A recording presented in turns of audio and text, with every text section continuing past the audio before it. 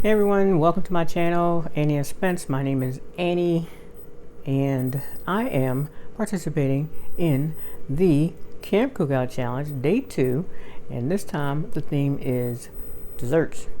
So I am making snickerdoodle cookies because I love to bake cookies. Love to bake cookies for family and friends and even people at work when we were in the office 9,000 years ago. We're still not back in the office. Okay, so today's participants are, besides myself, Cece from Cece's World TV. She will be kicking this off for us at 6 today. Corinne from the Rural Weekend Warriors, and Sherry from En Route with Chuck and Sherry. So make sure you go and check out those 3 channels and see what they've cooked up today. All right, let's get started on these snickerdoodles. Be back.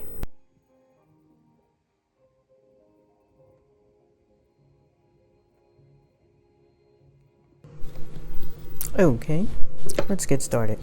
Today I decided to use the Bosch mixer, and you need to first add the what are called cake paddles to the metal driver.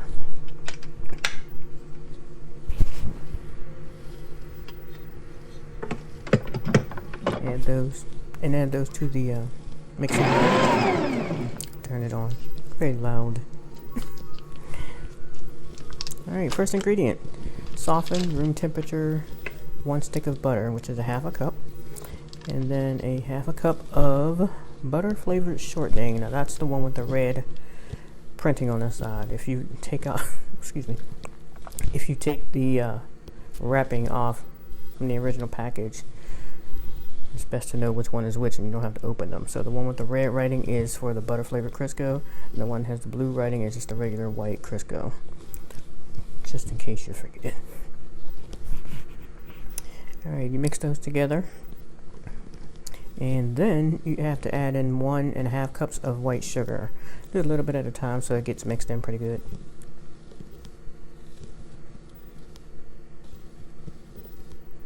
I forgot to put my shield on before I started putting the sugar in. Oh. And you add in 2 eggs, 1 at a time. Which I always crack in a separate bowl so I don't have to worry about shells getting into my bowl. Then you add 2 teaspoons of pure vanilla extract. Add it in 1 at a time. And once it's all mixed in, you remove the driver and the cake paddles. And we're going to switch off to the dough hook. But before I add the dough hook, I want to measure out my dry ingredients in a separate bowl. And that's 3 cups of flour, 2 teaspoons of cream of tartar, 1 teaspoon of baking soda, and a 1/4 teaspoon of salt. And whisk that all together.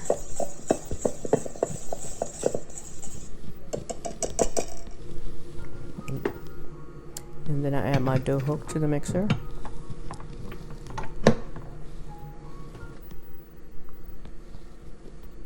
Add my shield back on.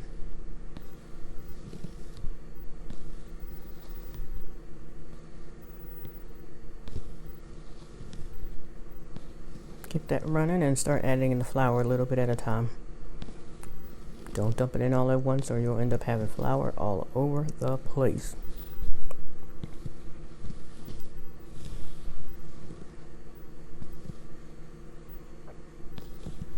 Trying to clean up my little section here, because that gets messy anyway.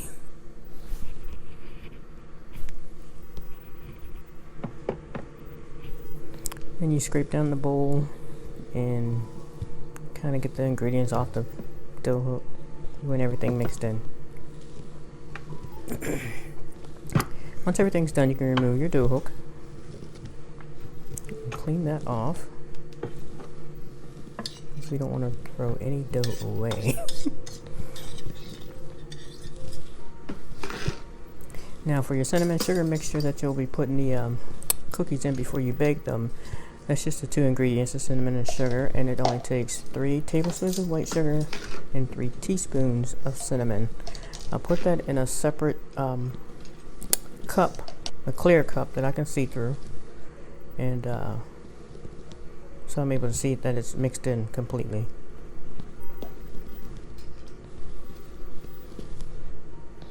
And I prefer to roll the cookies inside the cup rather than having a plate and rolling them in the plate. It's just easier to me. So as you're mixing the cinnamon and sugar, check the bottom to make sure the sugar is all mixed in.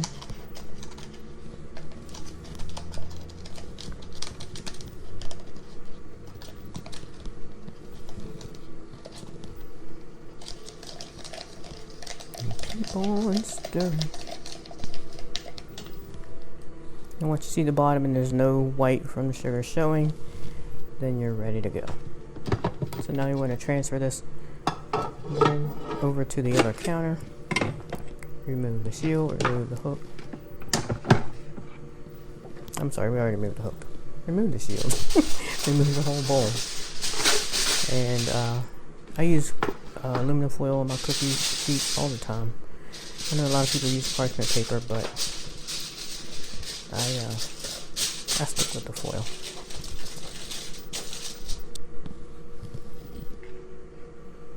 I use a cookie scooper to get my cookies from the bowl to the cinnamon sugar mixture. You have to swirl it around a couple times. It stays round, and pull them out with some tongs and put them on the cookie sheet. Keeps me from having to touch, why get dirty if you don't have to get dirty? So add the cookies to the cookie sheet, and I'll speed that up for you once it gets going.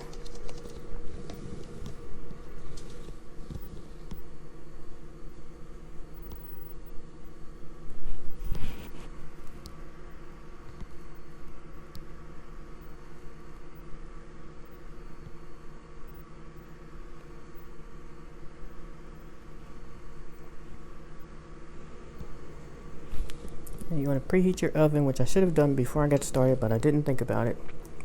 Preheat your oven to 400 degrees. Set your timer on the microwave for 10 minutes. So I'm only going to bake one tray of cookies, so I'm putting the rest of the dough into a baggie, get the air out, and put it in the refrigerator or the freezer. We do not need to eat a whole batch of cookies today. And save the rest of the cinnamon and sugar mixture and put that in your refrigerator. Once your oven's preheated, reset your timer to 8 minutes and 15 seconds, and then put your cookies in the oven. They are done. They are ready to go.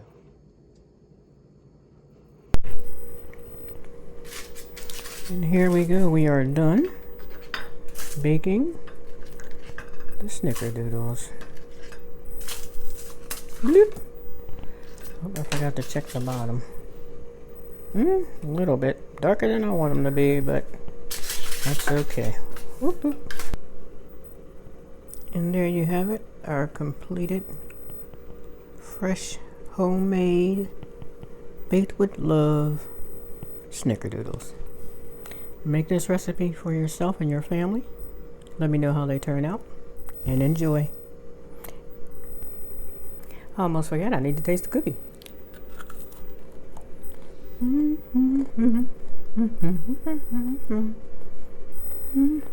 Real good. Look at that.